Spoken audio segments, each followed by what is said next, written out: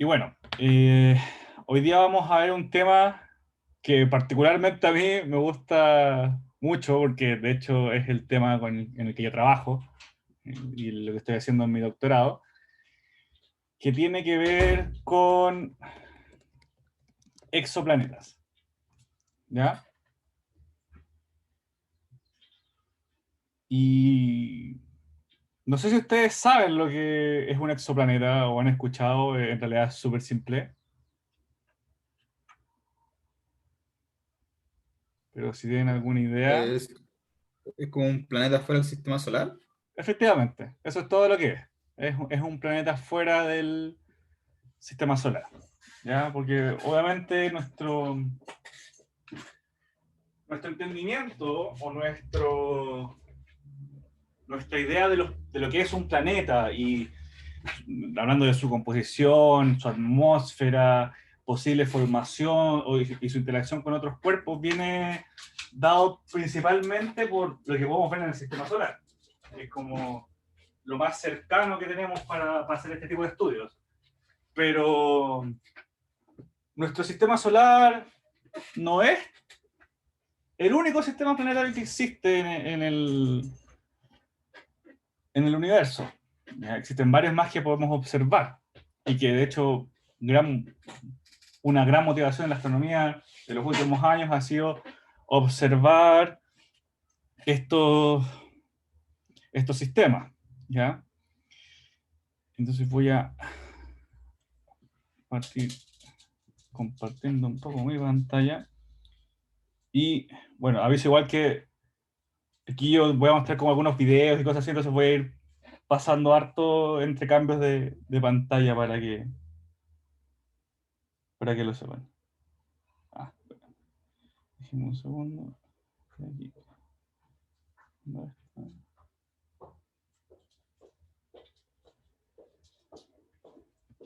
Ujú.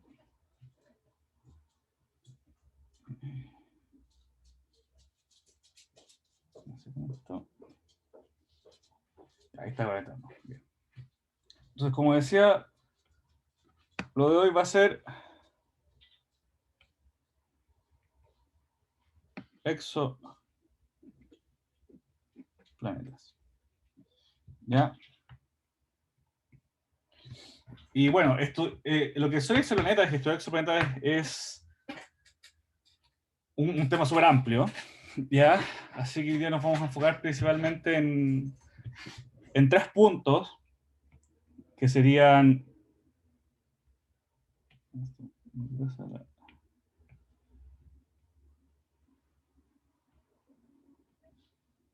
formación, ¿ya?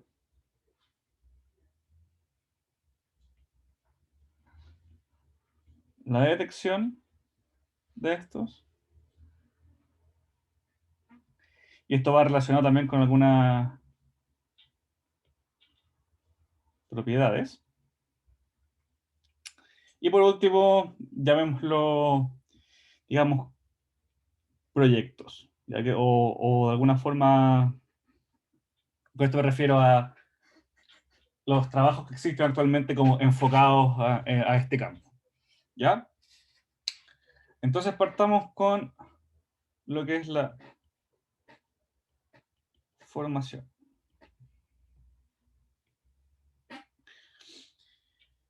Y ya, lo que es la formación de planetas igual ya lo hemos comentado un poquito en el contexto de lo que podría ser el sistema solar, lo comentamos también un poco con lo que ocurre relacionado con el cinturón de asteroides, porque yo les había mencionado que lo que ocurre aquí es que cuando se forma una estrella, tenemos la estrella central y ocurre que a su alrededor el gas, polvo y todo que no haya sido utilizado o absorbido o consumido o acretado, mejor dicho, dentro de la estrella, queda rondando, ¿ya? Y eventualmente este polvo y este gas, debido a conservación del momentum angular, y esto lo voy a poner acá por conservación de momentum angular, ya que tiene que ver con el tema de su movimiento, su rotación, su forma, su medio, es la forma de llegar como a un sistema más estable, ¿ya? Pasa a formar un disco protoplanetario. Como decías, este disco que está orbitando y que está compuesto de gas, polvo y distintos componentes, ¿ya? Y lo que ocurre acá es que este material queda disponible para la formación de otro tipo de objetos, ¿ya? Parte de este material sigue siendo acretado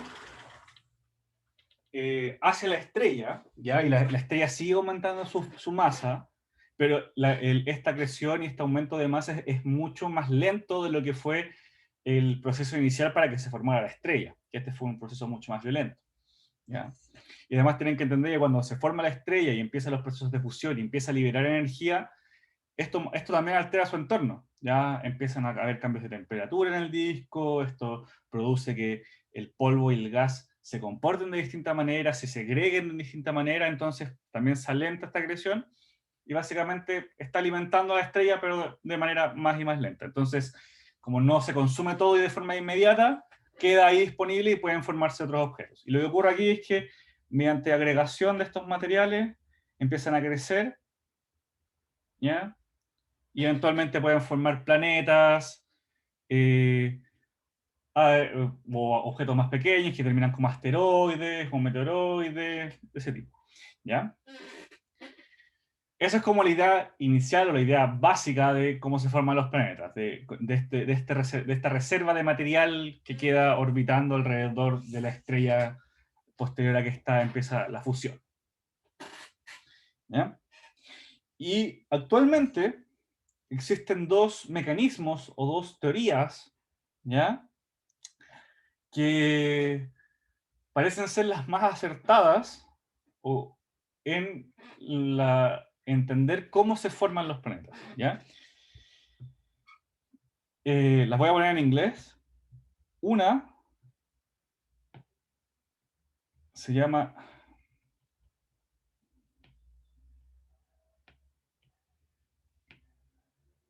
core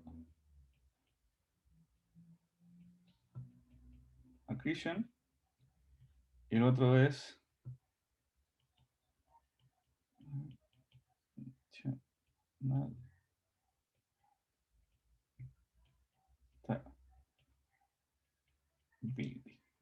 ¿ya? Estas son las dos formas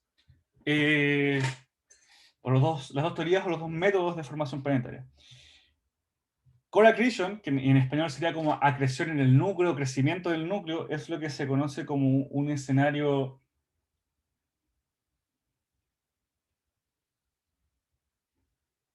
bottom up, y esto se conoce como top down, ¿ya?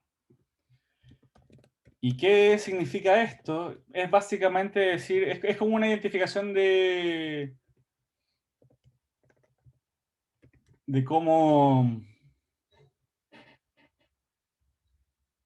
eh, de cómo se forman. De bottom up se refiere como desde abajo hacia arriba, como que de chico a grande, por decirlo de alguna manera. Y top down es como de grande a chico, o de algo de mayor envergadura a algo más pequeño como un planeta. ¿Ya? ¿Y por qué? Porque, vamos a partir con el uno que era Core Accretion. Lo que ocurre acá es que el material, ¿ya? Que es como el material que queda disponible en el disco protoplanetario, se empieza a agregar y a crecer.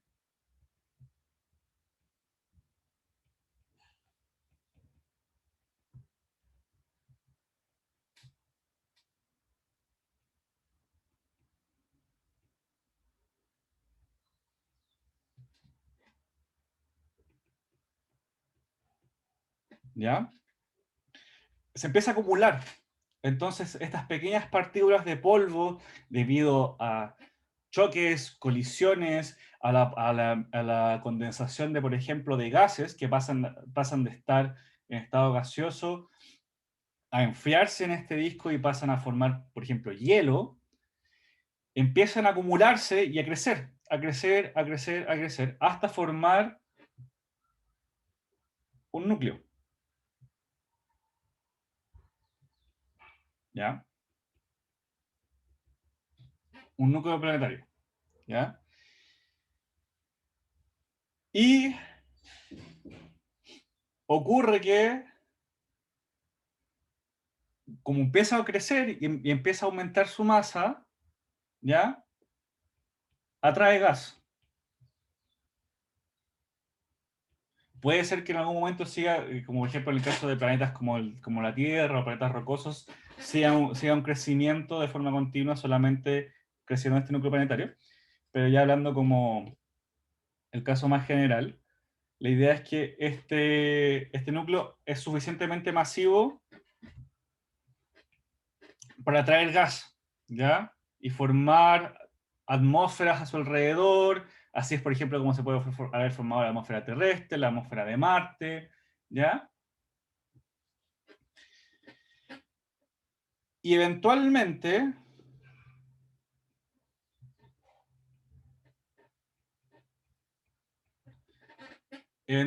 sí, si alcanza una suficiente masa, ¿ya? Eh, que podría ser si el estimado es entre 20 a... Perdón, de 10 a 20 masas terrestres, es tan masivo que este gas colapsa, ¿ya? Y esto produce eh, produce un colapso que provoca una acreción y una atracción de gas mucho más rápido, ¿ya? Y ahí aumenta de gran manera su masa y produce, por ejemplo, planetas gaseosos o planetas sumamente masivos, ¿ya? Aquí sería colapso de gas y agresión rápida. Hay muchos mecanismos involucrados en este proceso, tanto en lo que es la formación de estos núcleos planetarios, de cómo las partículas crecen, de cómo también captura el gas, en qué ratio lo hace, cuándo ocurre este colapso y cómo es la acreción que sigue. Ya es un proceso sumamente complejo. Aquí esta es como la idea general, ya que como ajustada al nivel del curso. Pero un poco esto es lo que ocurre, ¿ya? Y por eso se conoce como bottom-up, porque justamente parte de algo pequeño, parte de las partículas pequeñas que estaban disponibles y va creciendo, va aumentando constantemente su masa, ¿ya? Entonces va desde abajo hacia arriba.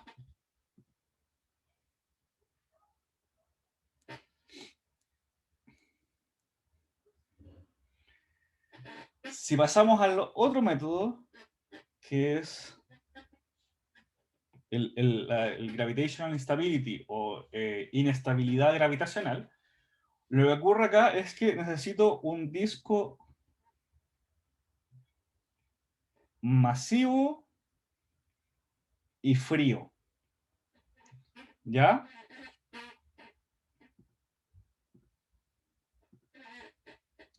Cuando digo frío son algunos grados Kelvin de temperatura, ya es sumamente helado, por decirlo de alguna manera. Y cuando digo masivo, aquí esto es con respecto a la estrella, ¿ya? No es que yo necesite una masa específica, yo necesito una relación entre la masa de la estrella y la masa del, de, del disco. Aproximadamente puede ser un 10%, ¿ya? y aquí lo voy a, para que se entiende, se entienda mejor, la masa del disco partido en la masa de la estrella, aproximadamente 10%. O sea que el disco tenga aproximadamente un décimo de la masa que tiene la estrella. Perdón, esto está al revés.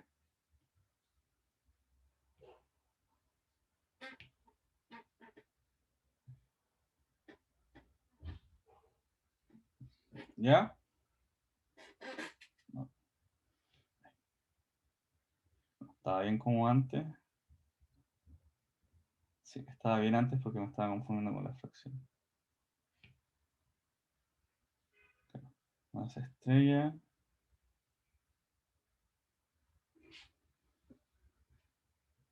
Uy, no sé por qué me enredé tanto con esto, pero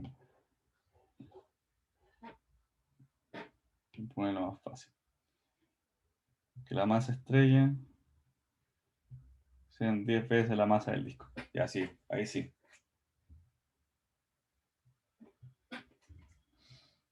¿Ya? Aproximadamente que con un décimo de la masa de la estrella el disco se considera masivo, o masivo en el sentido de la inestabilidad gravitacional. Perdón por esa confusión, no sé por qué me enredé con los números. ¿Y qué ocurre acá? ¿Qué ocurre aquí? Lo que ocurre en este método, o en esta forma de formación planetaria, es que como el disco es masivo, es suficientemente masivo, el gas forma inhomogeneidades. ¿Ya? O sea, el gas empieza a formar inhomogeneidades, se empieza a acumular en ciertos puntos del, del disco.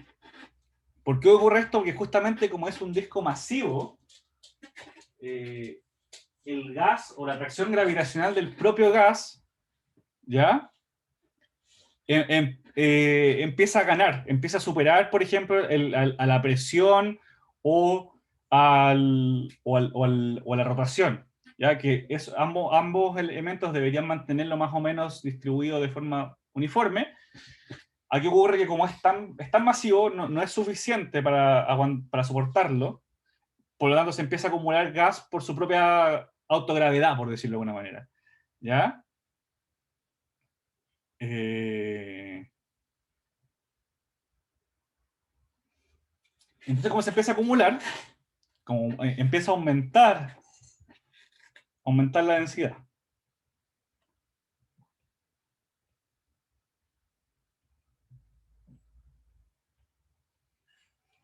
Densidad. Y bueno, obviamente aumenta también la masa. Y aquí ocurre que cuando alcanzan un punto crítico, ¿ya? Esta nube colapsa. Colapso y formación de un planeta gigante. Y aquí se podrían formar, por ejemplo, planetas incluso más masivos que Júpiter, ¿ya? O incluso se cree también, así puede ocurrir que se formen objetos como enanas marrones, que son estas estrellas o estos objetos que están como entre punto medio entre estrella y planeta, ¿ya? Entonces, por eso también se conoce este como un escenario bottom-up, porque lo que estoy haciendo, o sea, top-down, por aquí lo que estoy haciendo es acumular mucho gas en ciertas regiones del disco hasta que se llega a un punto crítico en que este colapsa, se concentra, se achica y forma un planeta masivo. O un planeta gigante, mejor dicho. ¿Ya? Eso es lo que ocurre acá. Entonces, por eso aquí partimos de algo como una acumulación más grande y se contrae para formar el planeta. Obviamente, ambos tienen sus propias restricciones. Por ejemplo, en la formación de un planeta por core accretion, o este acumulamiento de este núcleo, es más lenta. Ya requiere más tiempo para acumular la cantidad de materia suficiente para crecer hasta ser un planeta. la inestabilidad gravitacional es mucho más rápido, ¿ya? Porque basta y se alcanza a acumular el gas y que repentinamente este colapsa y en un proceso sumamente rápido se forma el planeta, ¿ya?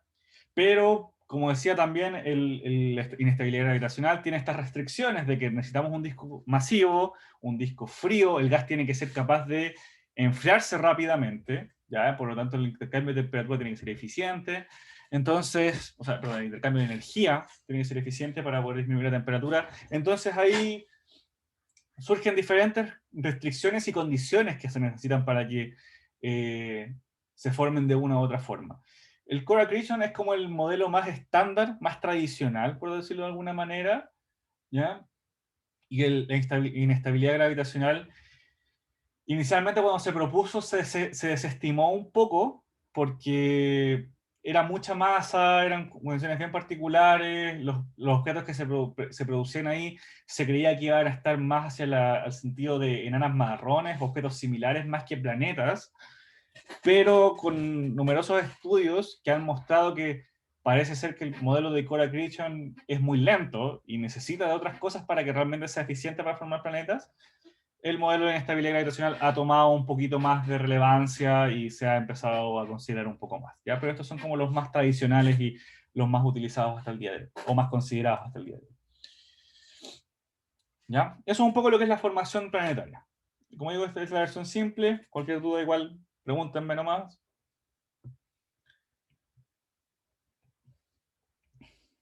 Pero si no, vamos a pasar a la detección de planetas. Y esta parte también es súper interesante. Y esta es la parte en la que yo trabajo más. Porque la detección de un planeta es complejo. Es un estudio y es un trabajo sumamente complejo. Porque tenemos que pensar que estamos observando objetos pequeños, hablando de la escala de distancias, por ejemplo, que estamos observando, que están además orbitando normalmente una estrella, que es un objeto sumamente luminoso. Entonces, detectar la estrella es relativamente simple. Detectar el planeta es otra historia.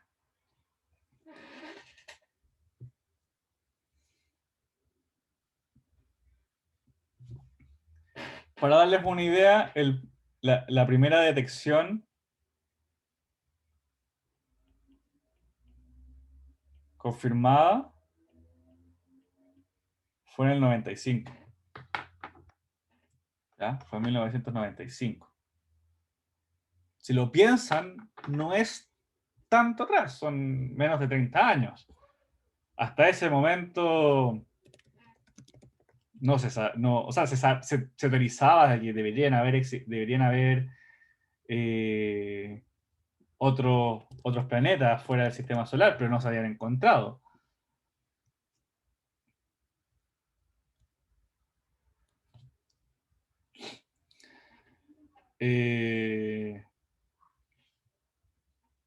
Ahora, esto es la primera detección confirmada, podríamos llamarlo eh, de un sistema como parecido al sistema solar, ¿ya? Hablando en el sentido de que se observó este planeta alrededor de una estrella, digamos, normal. En 1992 hubo otra detección de un planeta orbitando un pulsar, que es un tipo de estrella bastante particular, en un estado evolutivo bastante también avanzado. Entonces, no era muy representativo de cómo se creía que podían ser los sistemas planetarios. Era un objeto sumamente particular que, si bien eh, mostraba la presencia de un planeta, eh, no, no se sabía o no se podía relacionar mucho con un poco la historia evolutiva o la historia de cómo se había formado ese sistema, porque ya había avanzado mucho, no era no era mucho lo que se podía de alguna forma derivar a partir de eso, porque tampoco era comparable, por ejemplo, con lo que podíamos ver en el sistema solar, ¿ya? En el 95 se tiene esta primera detección confirmada en un sistema más tradicional, por decirlo de alguna manera. Y ya después de esto empieza a explotar esta área de investigación. Y al día de hoy hay alrededor de 4.800. Hoy hay alrededor de 4.800 planetas confirmados, alrededor de 7.000 candidatos. O sea, no, en realidad es confirmado más candidatos. O sea, los candidatos son que han tenido detecciones aparentes de ellos, pero que todavía se requieren eh, estudios subsecuentes para poder realmente determinar si son correctamente planetas o pueden ser otras señales. ¿Y por qué es esto? ¿Por qué hay candidatos? Uno podría decir, pero ¿por qué necesito, por qué no puedo confirmarlo tan rápido? No es cosa de verlo y ahí saber si es un planeta o no. Y justamente el tema aquí tiene que ver con que muchos de los métodos de detección son indirectos. ¿Ya?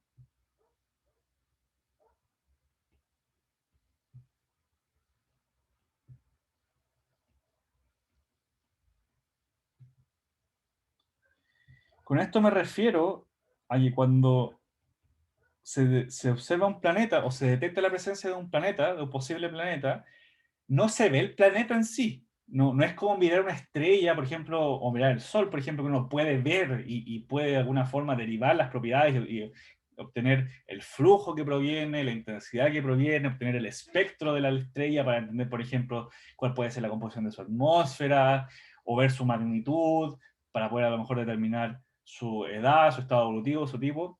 En una estrella eso es fácil, porque es un objeto sumamente luminoso que se puede observar desde la Tierra con un telescopio, o desde el espacio también. Un planeta muchas veces no se puede ver directamente, no se ve el planeta. Lo que uno ve son los efectos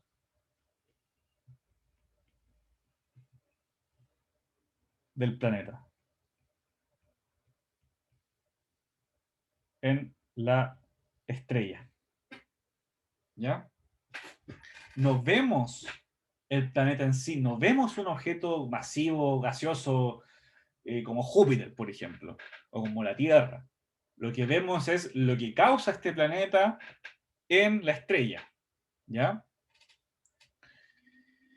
Y los métodos indirectos, que son los más conocidos o los más utilizados, los que han detectado la mayoría de planetas, son varios. ¿Ya? Hay algunos métodos eh, que sí nos permiten ver directamente el planeta, que también los voy a explicar, pero vamos a partir con esto. Un primer método, o un primer grupo de métodos, tiene que ver con, llamémoslo, tirones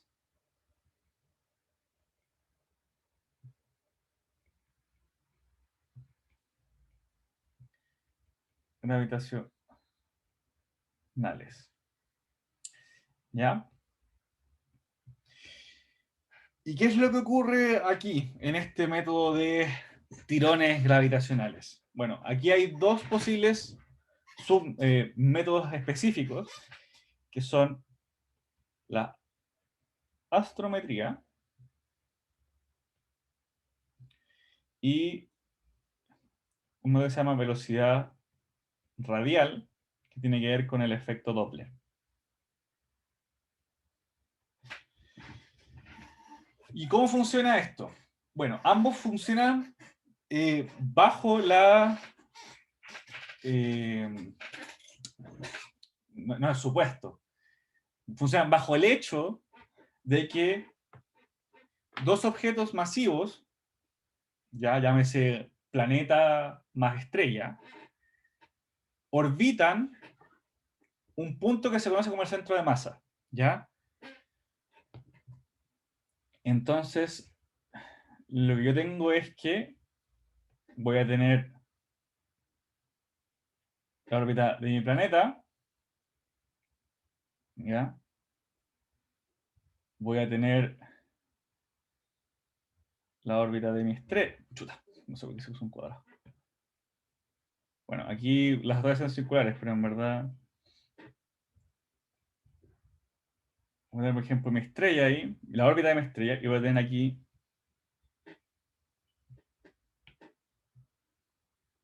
mi planeta, voy a tener aquí mi estrella, y ambos están orbitando alrededor de este punto, ¿ya? Entonces la estrella se está moviendo, está orbitando. Normalmente este movimiento es súper pequeño, ya no estamos hablando de una órbita tan grande como la órbita del planeta. La órbita del planeta es muchísimo más grande. Muchas veces puede ocurrir de que el centro de masa esté sumamente cercano a la posición de la estrella y la estrella se mueva muy, muy poquito, pero se mueve. Entonces, al moverse, produce algunos efectos. En el caso de la astrometría, lo que se hace aquí es durante un periodo largo, ¿ya? Se van a medir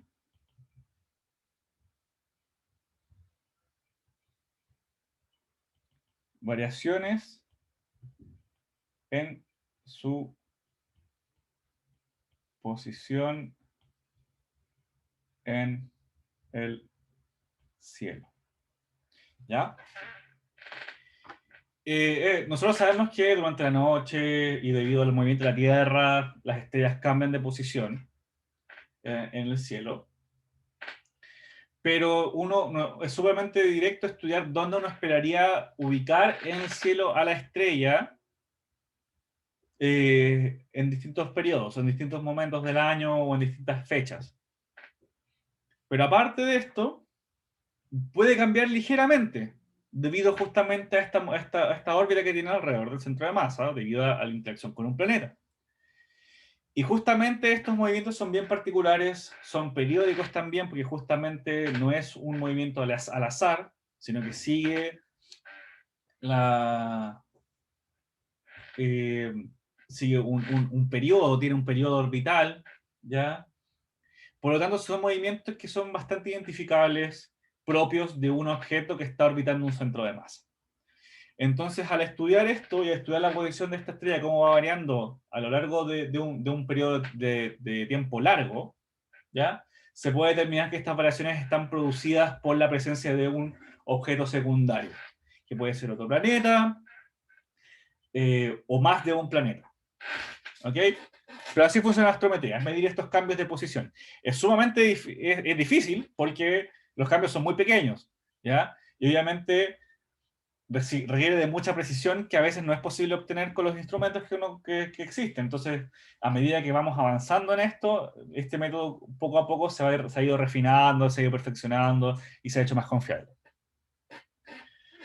Después tenemos lo que son las velocidades radiales, ¿ya? Que también tiene que ver con la misma idea de que esta estrella está orbitando alrededor del centro de masa debido a que está interactuando con este planeta, estas interacciones gravitacionales. Y lo que ocurre acá es que debido a este movimiento, el espectro o la luz que viene de la luz de la estrella va a, va a sufrir lo que se conoce como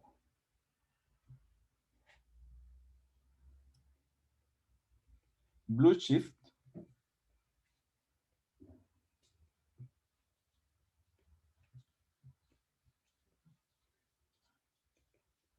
y un redshift, ¿ya? Y esto es producto del efecto Doppler, del efecto Doppler.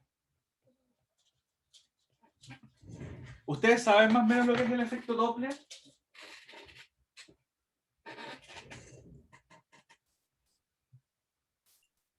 Sí. Ah, sí. Sí, bueno, la explicación súper conocida que se da es el típico ejemplo de la ambulancia que cuando se está acercando a ustedes se escucha más agudo y cuando se empieza a alejar se escucha más grave el sonido.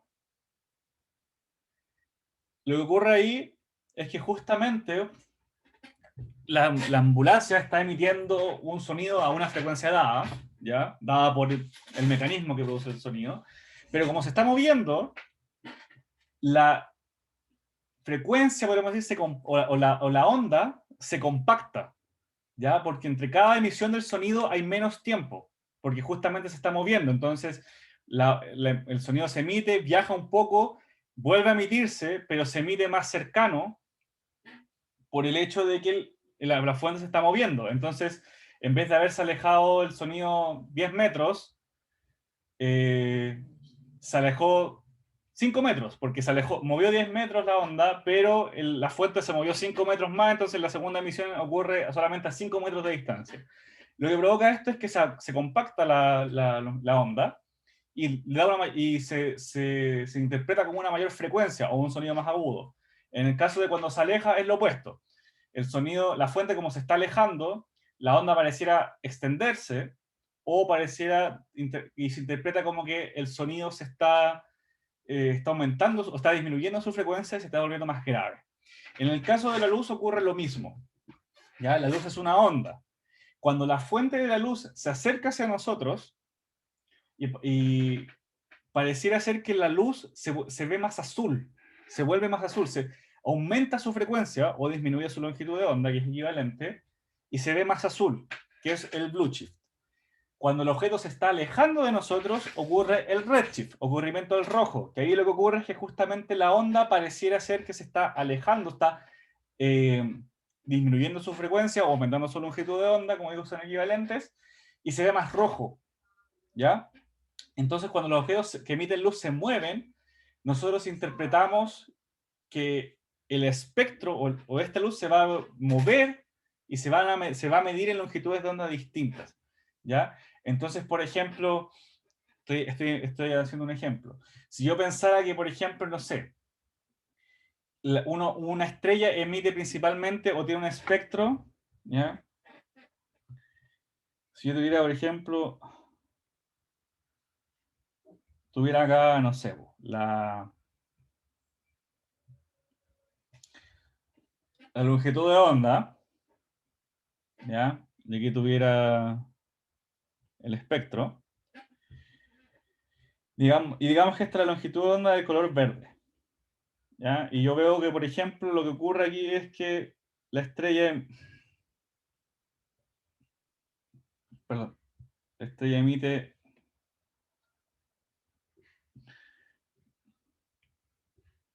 principalmente como en el verde y después empieza a decaer. Entonces, la mayor cantidad de luz que emite el objeto es en el color verde. ¿Ya? Esto no es la forma de un espectro de una estrella por si acaso, lo hice súper rápida. ¿Ya? Si esto sufriera un blue shift, ponte tú, o mejor dicho, un redshift,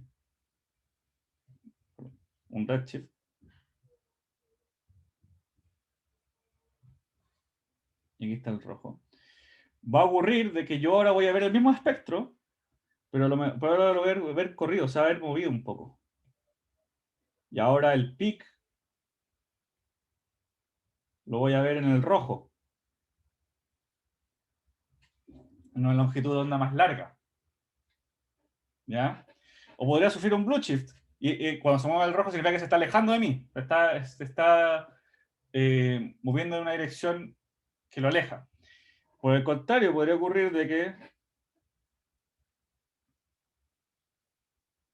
se desplace y se está acercando hacia mí, en cuyo caso yo voy a ver el mismo espectro o la misma forma, solamente que movido hacia longitudes de onda más cortas, mayores frecuencias, y lo voy a ver más azul. Y entonces ahora voy a ver el pic de color azul. ¿Ya? Esto es el blue chip y el red chip. Esto es básicamente, es este efecto Doppler que cuando el objeto se está desplazando, el espectro o la luz pareciera desplazarse también en su longitud de onda y pareciera verse con frecuencias más altas o longitudes de onda más cortas, en el caso del Blue Shift, o longitudes de onda más grandes o longitudes de onda más grandes y frecuencias más cortas, eso es Blue Shift, claro, o longitudes de onda... Ay, de nuevo me estoy confundiendo solo la explicación. Claro, longitudes de onda más cortas. Longitudes de onda más cortas, frecuencias más altas, que son corrimiento del azul, el blue shift, claro, o longitudes de onda más grandes y frecuencias más pequeñas, que son el redshift. ¿Ya? Eso es lo que ocurre. Y lo que ocurre ¿Qué acá se es va? ¿Ah?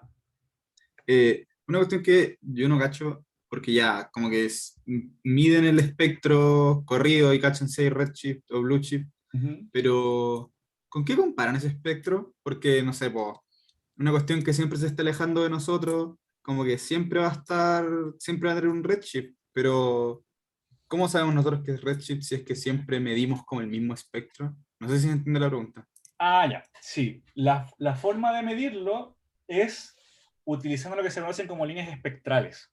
¿Ya? Cuando la luz interactúa con diferentes elementos, la luz puede ser absorbida. Y hay diferentes elementos en, por ejemplo, la atmósfera de una estrella. ¿Ya? Entonces, yo, por ejemplo, si estoy observando una estrella como el Sol, y asumo obviamente una composición similar, voy a esperar ver las mismas líneas. Y cuando digo líneas, por decírtelo de alguna forma, esto como un ejemplo muy perfecto, ¿ya? Pero, por ejemplo, en un espectro, ponte tú, yo voy a ver, en realidad no es así, sino que voy a ver que, por ejemplo, en esta frecuencia hay una caída súper brusca, ¿ya? O aquí también la vería ahí. En el caso de un blue chip, la vería por ahí. Pero esas caídas se ven, ya están marcadas porque tienen que ver con la composición de la estrella, con la composición de su atmósfera y con la luz con ciertas frecuencias que son absorbidas, ¿ya? Por lo tanto, si yo observo un objeto y detecto estas líneas, yo sé que estas líneas ocurren a frecuencias muy específicas cuando el objeto está en reposo. Si el objeto no se estuviera moviendo, yo sé que esa línea ocurre, por ejemplo, a 4500 Armstrong, a una longitud de onda de 4500 Armstrong. ¿Ya? Ya, entonces es como que las líneas como que son muy características De una frecuencia como muy que son, específica, de una longitud de onda muy específica, claro. Son muy características y siempre van a tener la misma longitud de onda, misma frecuencia en reposo. ¿Ya? O sea, una línea espectral, una línea de absorción, que son estas caídas, que ocurre, por ejemplo, a 4500 Armstrong en reposo, siempre ocurre a 4500 Armstrong en reposo. ¿Ya? ya, Si ocurre que yo veo un objeto que yo sé que es, por ejemplo, como el Sol, porque hice varios estudios que me permiten decir esta es una estrella como el Sol, y veo que está esta misma línea, pero ya no está a 4500 Armstrong, está a 5000 Armstrong, quiere decir que, se movió 500 Armstrong, se movió a una longitud de onda más grande. La única forma de que se haya movido, porque como esto ocurre siempre a la misma frecuencia, o sea, la misma longitud de onda, bueno, es lo mismo, equivalente, es porque está alejándose de mí, es porque ocurre un redshift ahí. Este movimiento, este desplazamiento es producto del redshift. ¿Ya? Entonces, lo que uno hace es hacer calzar o identificar estas líneas que pueden ser de absorción, que son estas caídas, o de emisión, que son como aumentos de emisión en ciertas frecuencias, con eh, líneas conocidas, ¿ya? Con líneas que yo espero observar en ciertas frecuencias o ciertas longitudes de onda. ¿Ya? Hay, por ejemplo, lo que es cuando se estudian galaxias sumamente lejanas, que están justamente, como se está expandiendo el universo, se están alejando y tienen redshift alto. Estamos hablando de redshift de 1 o 2, que eso es un valor súper alto para, para lo normal de alguna forma. Y uno lo que hace es que hay muchas líneas muy marcadas, hay ciertas emisiones, hay ciertos quiebres, por ejemplo, hay ciertas frecuencias bajo las cuales no se puede observar, no llega luz, pero sobre las cuales sí llega. Entonces hay como un quiebre, ¿ya? Entonces ese quiebre, si yo lo logro identificar en el espectro de una galaxia lejana, puedo ver ya, está ocurriendo a tal frecuencia. Normalmente este quiebre en reposo ocurre a tal frecuencia, por lo tanto, esta diferencia de la frecuencia o de longitud de onda es producto del redshift. Entonces ahí digo, ah, perfecto, entonces el redshift es tanto, porque está moviendo tanto la longitud de onda de la luz producto de este movimiento. ¿Ya? Pero es Ya. hacerlo calzar. Entonces, pero igual como que se tiene que tener como como se tiene que esperar como algo como se tiene que tener un conocimiento previo como mínimo de la, no sé, por ejemplo, de una estrella para saber como qué esperar y para ver Sí, si está corrido. sí, pues sí, o sea, existen librerías de espectros, ¿ya? Por ejemplo, en el caso de las galaxias también. Existen librerías de espectros, y bueno, en el caso de estrellas también, que te dicen cómo es el espectro de una estrella de cierto tipo, ¿ya? Dado su luminosidad, su masa, su bla, bla, bla,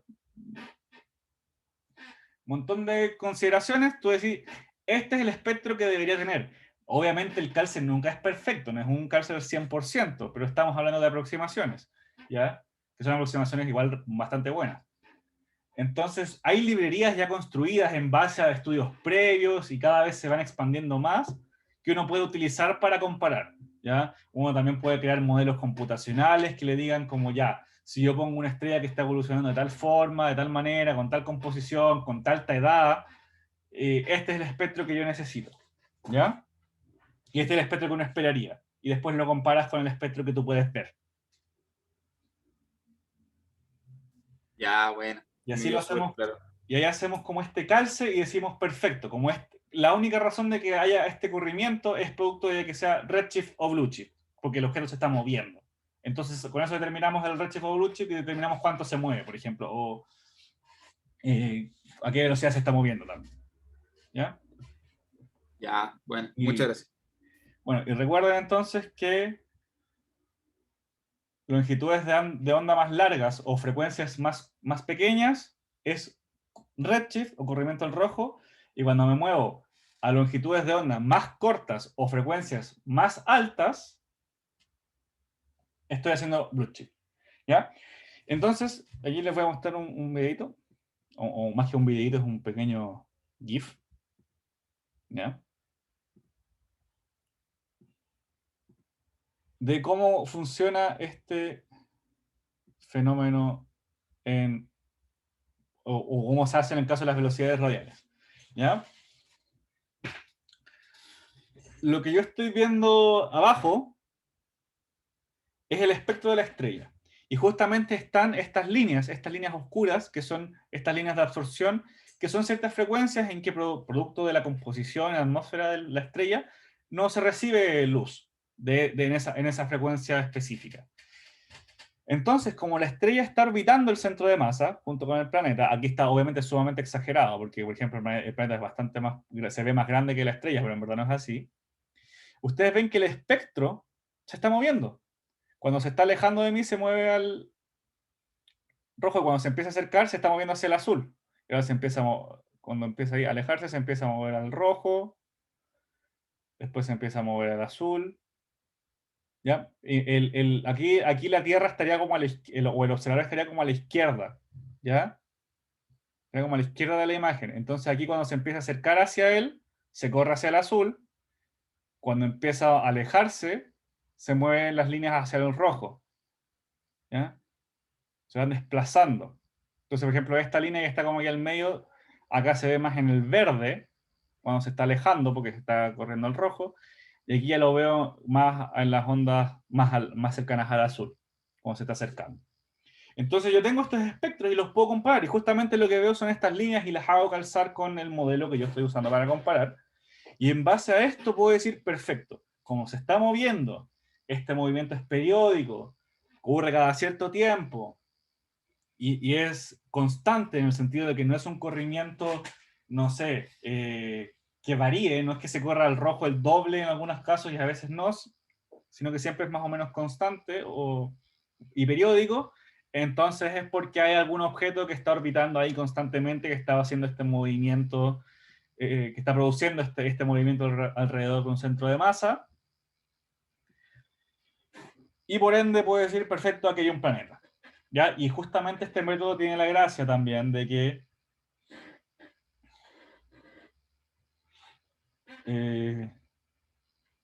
en base al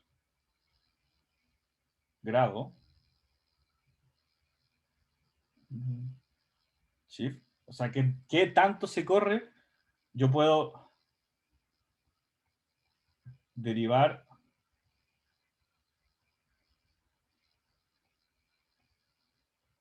propiedades del planeta, ¿ya?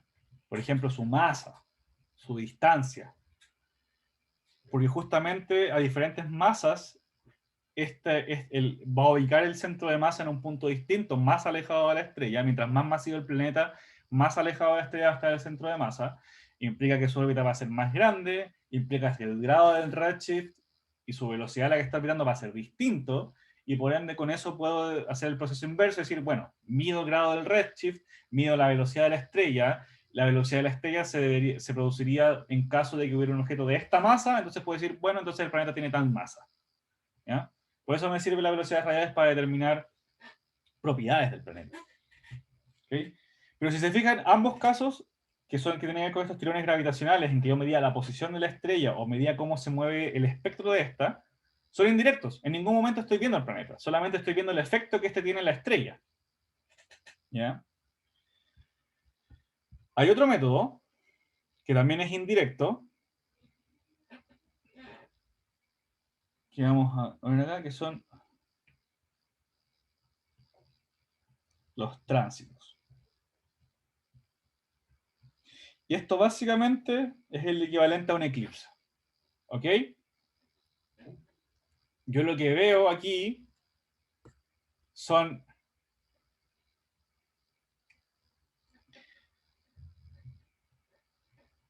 cambios en la luminosidad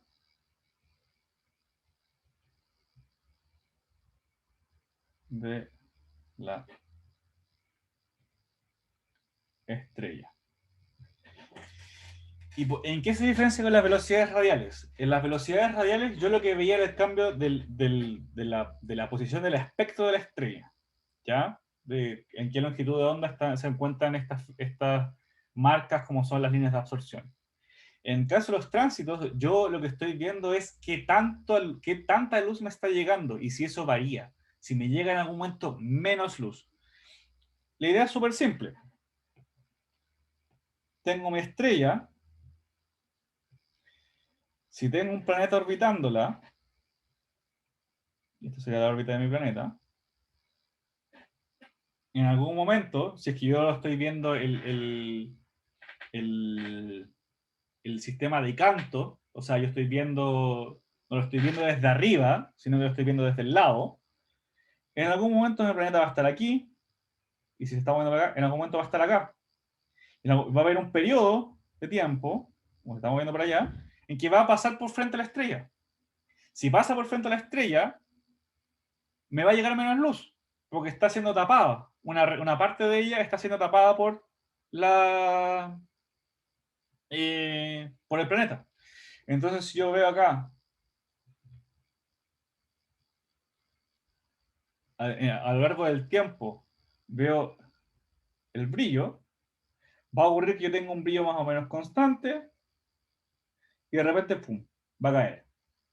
¿Ya? Entonces sería 1,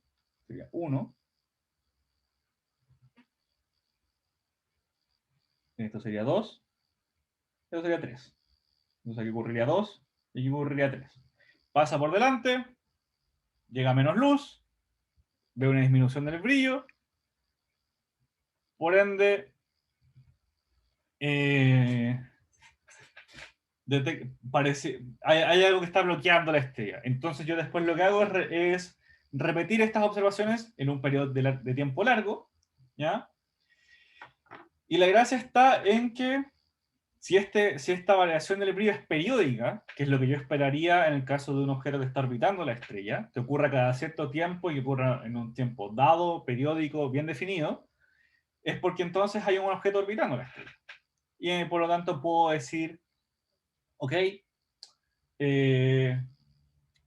aquí hay un planeta, ¿ya? Una gracia que tiene este método es que nos permite estudiar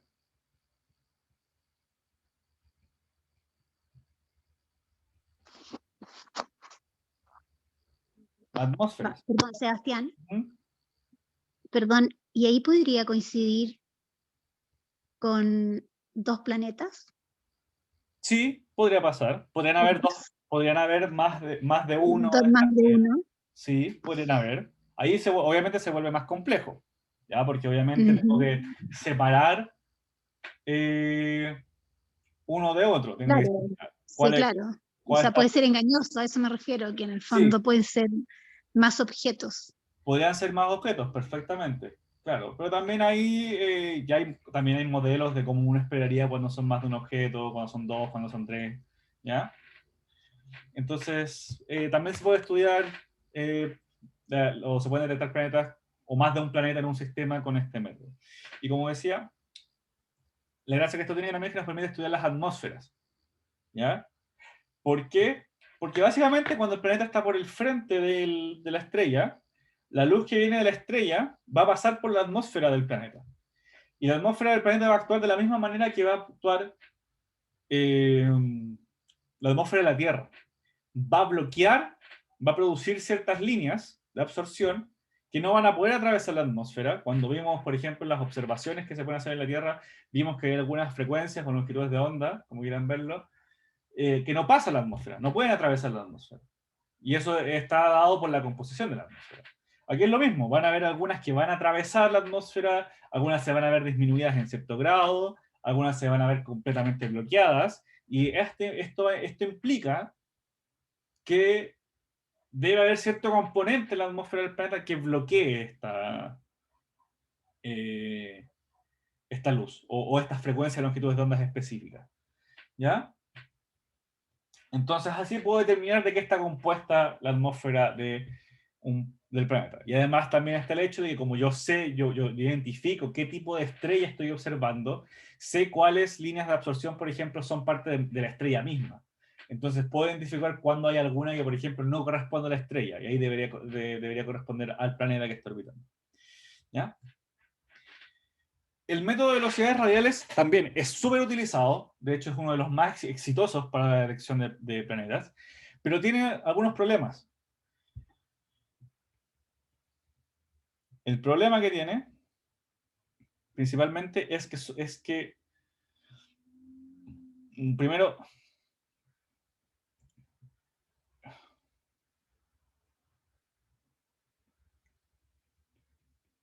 necesita una orientación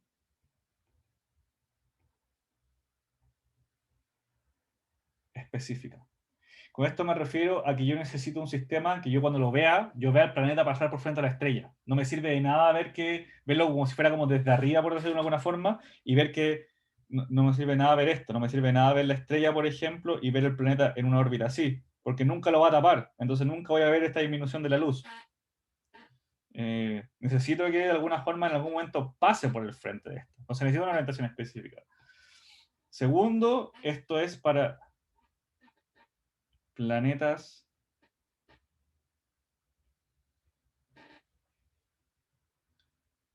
cercanos. Cuando digo cercanos, a la estrella. Porque esto implica un periodo corto. Yo necesito ver que esta disminución de la luz, del brillo, sea periódico. No me sirve de nada observarlo en un planeta que se demora 84 años en cumplir una órbita, porque eso implica que voy a ver alguna vez esta disminución y después solamente la voy a ver después 84 años más adelante.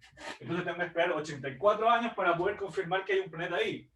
No me sirve. Me sirve cuando la órbita dura meses o semanas incluso, porque sí lo puedo ver varias veces dentro de, por ejemplo, un año, ¿ya? Y puedo hacer este estudio. Si son periodos muy largos, no me sirve de nada. No tengo forma, no puedo observar un objeto por 84 años. Entonces hay un bias aquí que se llama, hay ciertos sistemas que se pueden detectar con esto. Entonces el método es súper efectivo, pero súper efectivo para los sistemas que caen dentro de los que pueden ser observados, ¿ya? Y bueno, para hacer una... Quiero completar acá. Eventualmente va a pasar que el planeta va a pasar por detrás de la estrella, ¿ya? 4, 5, 6. Aquí esto de hecho lo voy a poner con una línea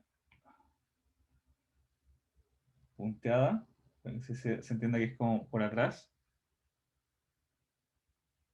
Ahí, ya que está por detrás. Y lo que va a ocurrir acá es que yo tengo, por ejemplo, 4. También voy a ver una pequeña disminución, mucho más chica, porque el planeta igual refleja luz, entonces parte de la luz que le llega de la estrella es reflejada hacia nosotros. Entonces, cuando pasa por detrás, hay una pequeña cantidad de luz del sistema completo que ya no me está llegando, que es la luz del planeta. Entonces hay una pequeña caída secundaria que se llama tránsito secundario, cuando pasa por detrás, que también podría ser una forma de detectarlo. Es mucho más difícil porque es una disminución mucho más pequeña, pero también permite. Y un tercer método,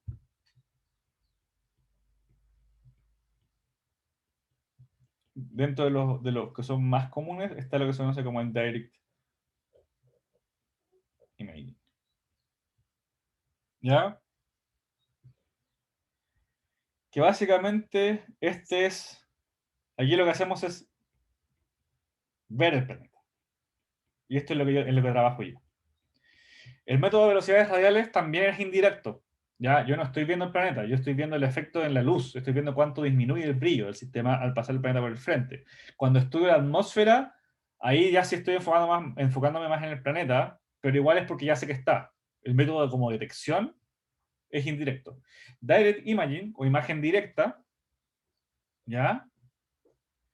Eh, lo que se hace es ver el planeta, es lograr identificar el planeta en sí, ¿ya?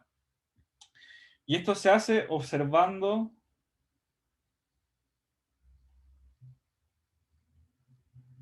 en el infrarrojo. En el infrarrojo, las estrellas tienen menor emisión normalmente que en otras longitudes de onda, ¿ya? Eh, Podríamos decir estrella C, B más débil. Con esto me refiero a que me llega menos luz en el infrarrojo porque la estrella emite menos en el infrarrojo normalmente. Las estrellas emiten menos. Entonces, como las estrellas se emiten menos, yo lo que voy a hacer aquí es observar la emisión del planeta. ¿Y qué es lo que ocurre acá? Pues, ¿cómo yo observo la emisión del planeta? Cuando un planeta se está formando, ya sea colapso gravitacional o ya sea core accretion, la temperatura del planeta específico es mucho más alta. ¿Ya? Es muy alta comparado con su entorno. ¿Ok? Porque tienen que pensar, el choque, el colapso, la acumulación de material y el movimiento del material frente a este objeto gravitacional calienta las cosas. ¿Ya? Aumenta la temperatura a unos cientos de grados Kelvin o puede incluso alrededor de 1000 grados Kelvin, dependiendo de las condiciones. Entonces, como el objeto está caliente, el objeto tiene emisión termal, ¿ya? Hay emisión producto de estas altas temperaturas, ¿ya? Y estas emisiones normalmente también son muy altas en el infrarrojo. Entonces la gracia está en que yo estoy observando una frecuencia, que es el infrarrojo, en que la estrella se ve más débil y el planeta se ve más brillante. Entonces de esta manera puedo lograr extraer la luz del planeta sin la estrella y observo mi planeta directamente. La gracia de esto es que es mucho más directo de derivar propiedades del planeta.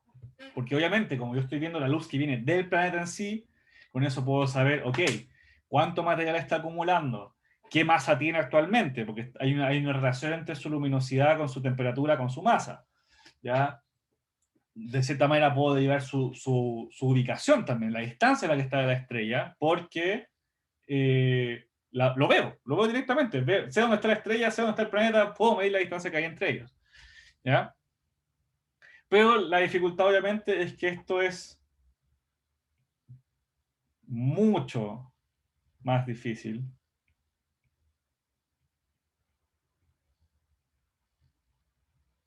que otros métodos. ¿Por qué? Porque yo aquí puedo observar planetas lejos de la estrella, a distancias donde ya la luz de la estrella no me molesta tanto, por decirlo de alguna manera. ¿Ya?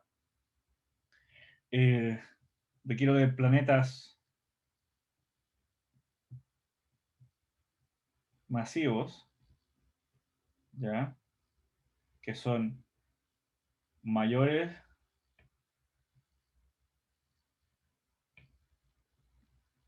que la masa de Júpiter, porque son los únicos que de alguna forma tienen estas temperaturas elevadas para producir esta emisión detectable en comparación con la estrella.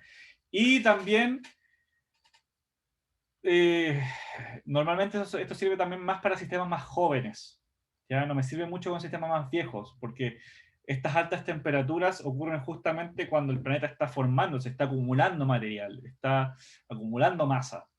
Cuando el sistema ya es viejo, cuando ya se formó el planeta y está orbitando netamente la estrella y se enfría, ya su emisión es mucho menor, entonces es mucho más difícil de ver.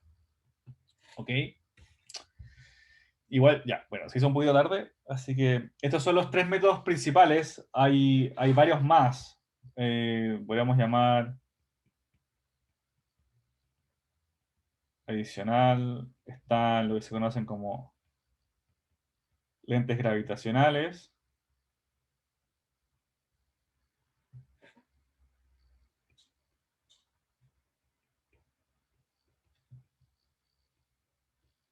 Que básicamente aquí es cómo la gravedad del planeta, la presencia de un objeto masivo, altera la luz que proviene de una estrella que está detrás. ¿Ya? Está también un método que se llama los TTVs, que eso es en inglés de Transit Timing Variation, ¿ya? Que esto es cuando quiero observar sistemas con más de un planeta, que tiene que ver un poco con lo que preguntaba Pilar. Porque cuando tengo más de un planeta, los planetas también interactúan entre ellos. Entonces, la forma más simple de verlo es que si yo tengo acá, por ejemplo, la órbita de un planeta y tengo la órbita de un planeta más lejos, por ejemplo, aquí, este planeta va a tirar va a tirar ese planeta que está atrás, pensando que se están moviendo los dos para acá, y este planeta, por otro lado, va a sentir un tirón hacia atrás. Entonces, este planeta que está aquí adentro se va a mover más rápido, porque va a servir este tirón que lo mueve en el sentido de su órbita, y el otro planeta se va a mover más lento, porque está sintiendo este tirón que va en contra del movimiento de su órbita. Y cuando esto pasa, cuando yo observo un tránsito, que era esta disminución de la luz de la estrella, la duración del tránsito va a variar, si es que el planeta se empieza a mover más rápido o más lento. Entonces, el TTV, o el método TTV, o Transit Timing Variation, lo que hace es observar cómo varía la duración de un tránsito, ¿ya? Y cuando encontramos variaciones que también puedan ser más o menos periódicas o que calzan con la interacción entre dos o más planetas, puedo decir ahí entonces el sistema no es un solo planeta, sino que pueden ser dos, o pueden ser tres, o pueden ser más. ¿Ya? Así funcionan los TTV. Es como una variación del método de tránsito, mucho más específico, mucho más sensible, o se requiere de observaciones mucho más sensibles porque estoy viendo cómo varía el tránsito. Ya no me interesa ver el tránsito en sí, sé que existe el tránsito, sino que quiero ver cómo varía este en un periodo de tiempo.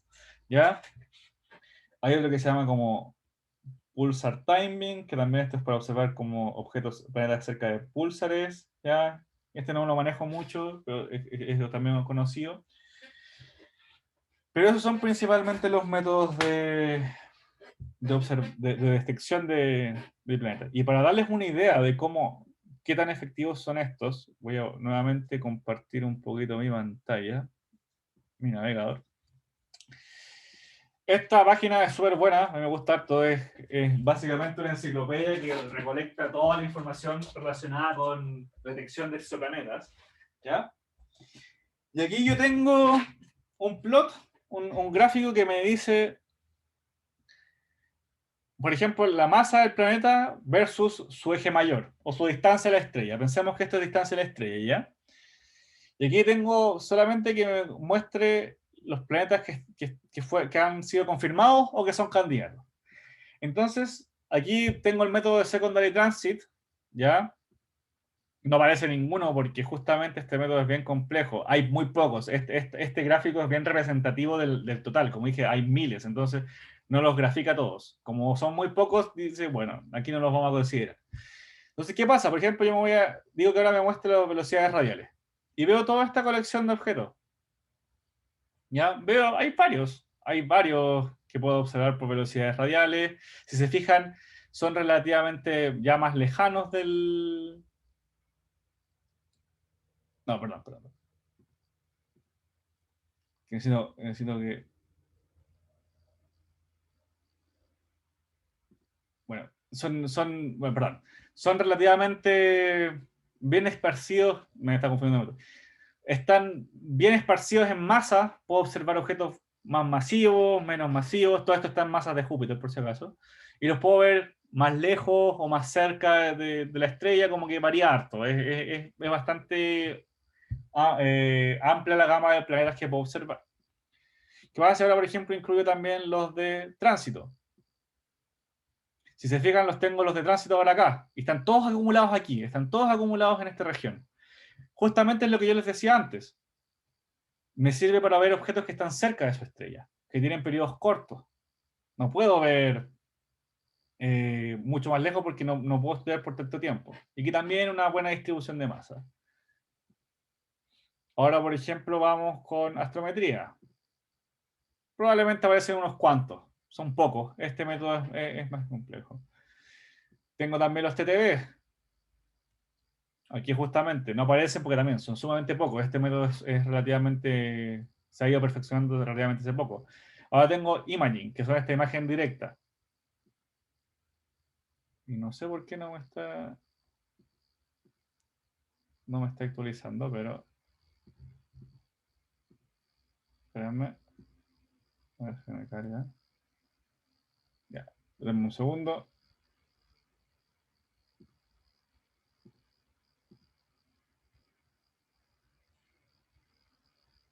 Eh, claro, ahí está.